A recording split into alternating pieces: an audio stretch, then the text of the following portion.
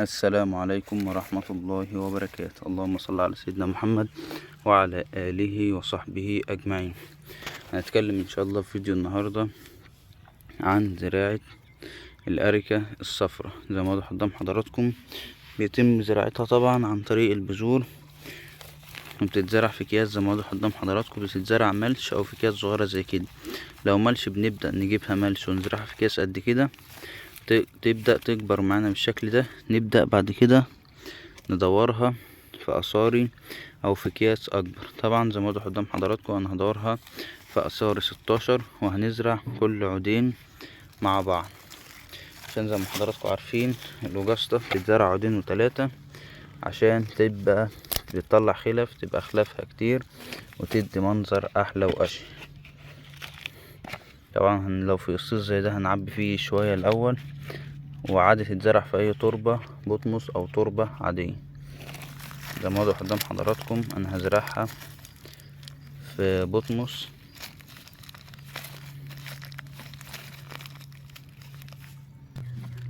زي ما واضح قدام حضراتكم نبدأ نطلعها من الكيس. هي كانت مزروعة ببطمس برضو. اهم حاجة نحط في الأسرة من تحت شوية، وهنحط الاتنين جنب بعض بالطريقة دي، وهنبدأ نجيب البطمس ونبدأ نحطه في الأسرية زي ما واضح قدام حضراتكم كده.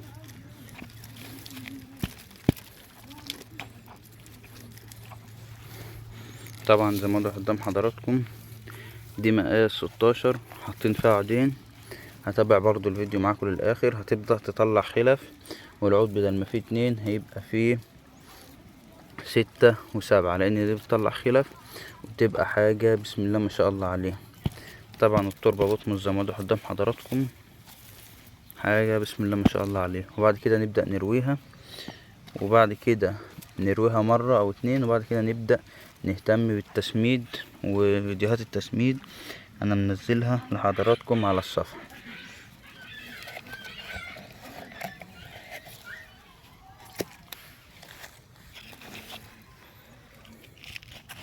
هنبدأ برضو نعمل الطريقة دي مع كل الأريكة اللي موجودة بالشكل ده.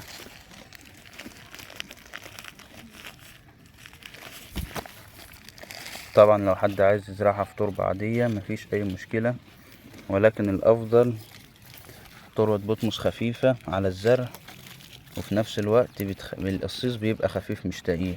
ولما نيجي نروي بتقعد البطمس بيحتفظ بالمياه، فبتقعد الزرع بيفضل فترة من غير ما يشرب عادي، مفهوش أي ضرر. زي ما واضح قدام حضراتكم الطريقة هتبقى كده مع كل الزرع. وطبعا عشان مطولش على حضراتكم اكتر من كده اكون خلصت الفيديو معاكم. يا رب يعجبكم والكل يستفيد ولو بمعلومة بسيطة. ولو حد عايز استفسار اتفضل يكلمني، وانتظروني ان شاء الله بفيديوهات تانية كتير. وما تنسناش من دعواتكم، والسلام عليكم ورحمة الله وبركاته.